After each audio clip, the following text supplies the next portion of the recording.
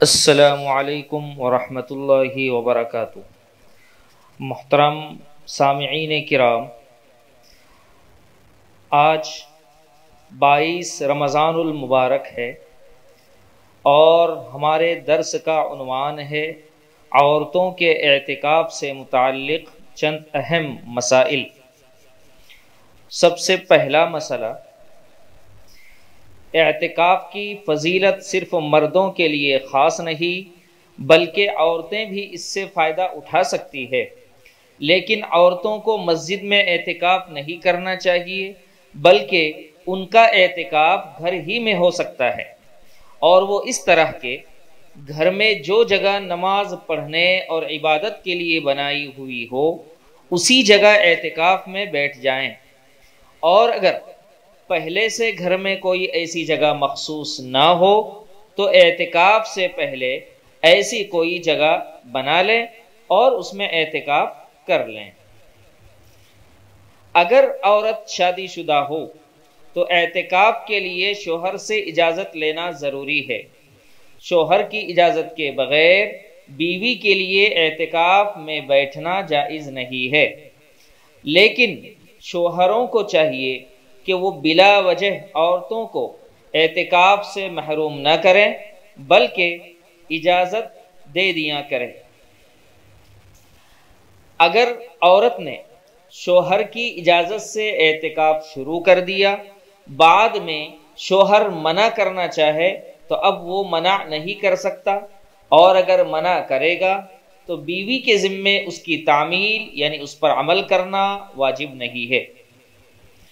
اسی طرح عورت کے اعتکاف کے لیے یہ ضروری ہے کہ وہ حیض یعنی ایام ماہواری اور نفاس سے پاک ہو، لہذا عورت کو اعتکاف مسنون شروع کرنے سے پہلے یہ دیکھ لینا چاہیے کہ ان دنوں میں اس کی ماہواری کی تاریخیں آنے والی تو نہیں ہیں۔ اگر تاریخ رمضان کے اخیر عشرے میں آنے والی ہو تو مسنون اعتکاف نہ کرے، ہاں تاریخیں شروع ہونے سے پہلے تک وہ نفلی اعتکاف کر سکتی ہے۔ اگر کسی عورت نے اعتکاف شروع کر دیا پھر اعتکاف کے دوران ماہواری شروع ہو گئی تو اس پر واجب ہے کہ ماہواری شروع ہوتے ہی فوراً اعتکاف چھوڑ دے۔ اس صورت میں جس دن اعتکاف چھوڑا ہے صرف اس دن کی قضا اس کے ذمہ واجب ہوگی، جس کا طریقہ یہ ہے کہ ماہواری سے پاک ہونے کے بعد کسی دن روزہ رکھ کر اعتکاف کر لے۔ اگر رمضان کے دن باقی ہوں تو رمضان میں قضا کر سکتی ہے، اس صورت میں رمضان کا روزہ ہی کافی ہو جائے گا، لیکن اگر پاک ہونے پر رمضان ختم ہو جائے تو رمضان کے بعد کسی دن خاص طور پر اعتکاف ہی کے لیے روزہ رکھ کر ایک دن اعتکاف کی قضا کر لے۔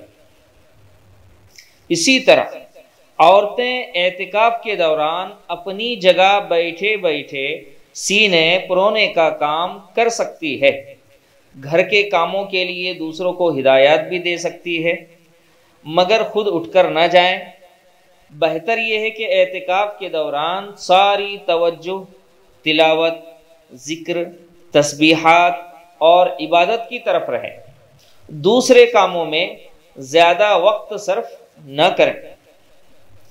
اور عورت کے اعتکاف کی جگہ اس کے گھر کی مسجد ہوتی ہے، یعنی جس جگہ کو وہ نماز اور اعتکاف کے لیے خاص کر لیا کرتی ہیں۔ اگر وہ اس جگہ سے شرعی و طبعی ضرورت یعنی پیشاب و پاخانے کے بغیر نکلے گی تو اس کا اعتکاف فاسد ہو جائے گا۔ امید ہے کہ خواتین حضرات ان ضروری مسائل کو سمجھ گئی ہوں گی۔ اللہ تبارک و تعالی صحیح سمجھ کر ہمیں عمل کرنے کی توفیق نصیب فرمائے۔ والسلام علیکم ورحمۃ اللہ وبرکاتہ۔